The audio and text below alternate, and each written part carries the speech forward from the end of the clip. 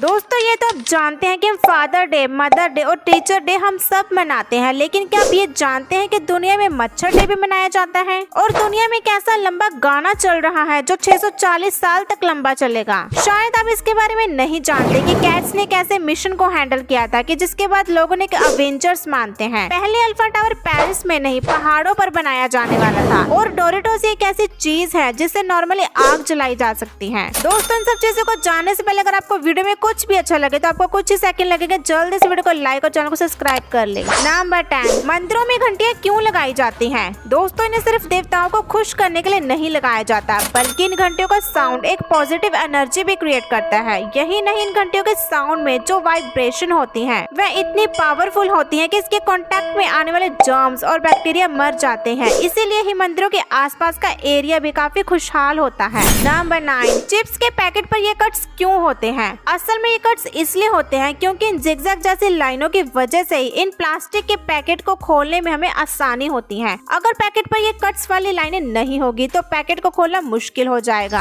Number 8, aeroplane में flight mode ना on करे तो क्या होगा? एरोप्लेन में फ्लाइट मोड इसलिए ऑन करना पड़ता है क्योंकि जब प्लेन हवा में टेक ऑफ करता है तो पायलट्स को नीचे के कंट्रोल टावर से सिग्नल और कम्युनिकेशंस मिलती हैं और वे कंट्रोल टावर के इंस्ट्रक्शंस को सुन पाता है। तो अगर प्लेन में कोई एक व्यक्ति भी अपना मोबाइल ऑन कर ले तो उस मोबाइल का जो सिम है वह धरती पर मौजूद टावर को स्कैन करने लगेगा और ये जो स्कैनिंग है वह पायलट और नीचे के ग्राउंड टावर में जो कनेक्शन होता है उसके सिग्नल को तोड़ने लगेगा, जिस कारण एरोप्लेन किसी भी बड़े हादसे का शिकार हो सकता है। और यही कारण है कि प्लेन में एरोप्लेन मोड ऑन करने का रूल है। नंबर 7, मोबाइल का रिचार्ज सिर्फ 28 दिन का ही क्यों होता है? रिचार्ज सिर्फ 28 दिन का इसलिए होता है क्योंकि कंपनी का कहना है कि किसी महीने में 30 दिन होते हैं तो किसी में 31, 29 और फरवरी में 28 दिन। इसीलिए कंपनी 28 दिन का रिचार्ज करती है कि हर महीने में 28 दिन तो होते ही हैं। और इसका दूसरा कारण है कि एक साल में 12 महीने होते हैं और अगर ये कंपनियां 30 दिन का रिचार्ज प्लान करेगी तो हम एक साल में 12 बार रिचार्ज करवाएंगे। लेकिन 28 दिन का रिचार्ज इसलिए रखा गया कि हर महीने के जो 2 से 3 दिन बच जाते हैं, इससे कंपनी हमसे एक साल में 13 बार रिचार्ज करवा पाएंगी। नंबर 6, सांड को लाल रंग देकर गुस्सा क्यों आ जाता है? असल में सांड को लाल रंग देकर गुस्सा नहीं आता है, ये सरासर झूठ है क्योंकि सांड लाल रंग देख ही नहीं पाता। वह भी और पशुओं की तरह कलर ब्लाइंड होता है। उसे गुस्सा आता है तो उस हिलते हुए कपड़े को देखकर। जिस तरह से सांड के सामने लगातार उस कपड़े को हिलाया जाता है उसे सांड चीख उठता है और गुस्से से आग बबूला हो जाता है और किसी पर भी हमला करने के लिए तैयार हो जाता है।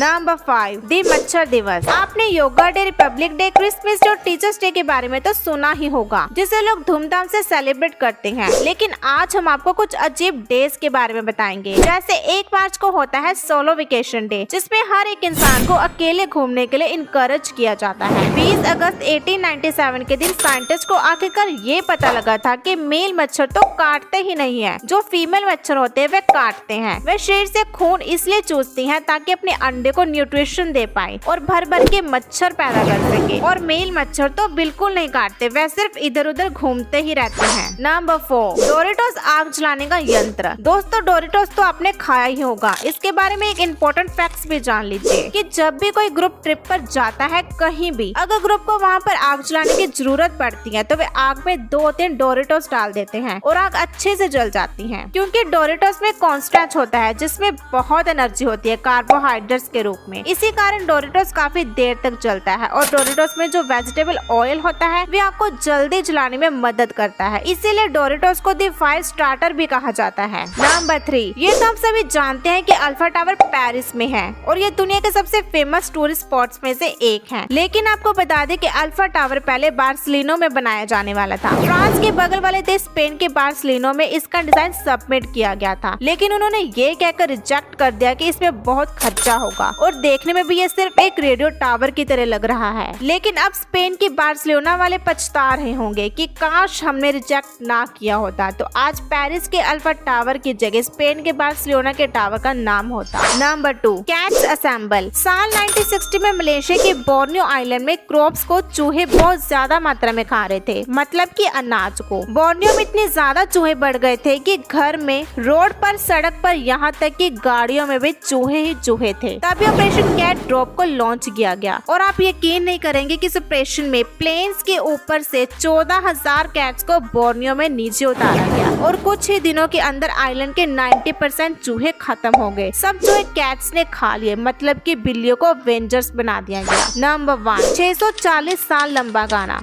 दोस्तों ये एक ऐसा गाना है जिसको सिंगर्स ने साल 2001 में एक चर्च के अंदर परफॉर्म करना शुरू किया था और उस गाने का नोट खत्म होगा साल 2640 में। मतलब कि इतने सालों तक ये गाना बजता रहेगा। अगर आप चाहो तो आप खुद जाकर जर्मनी के सैनबुर्ग चर्च में जाकर परफॉर्मेंस को देख सकते हो और इस गाने का नाम है एज स्लो एज पॉसिबल। दोस्तों आपको ये हमारी इंटरेस्टिंग सी वीडियो कैसी लगी हमें कमेंट बॉक्स में जरूर बताइएगा। Thanks for watching my video.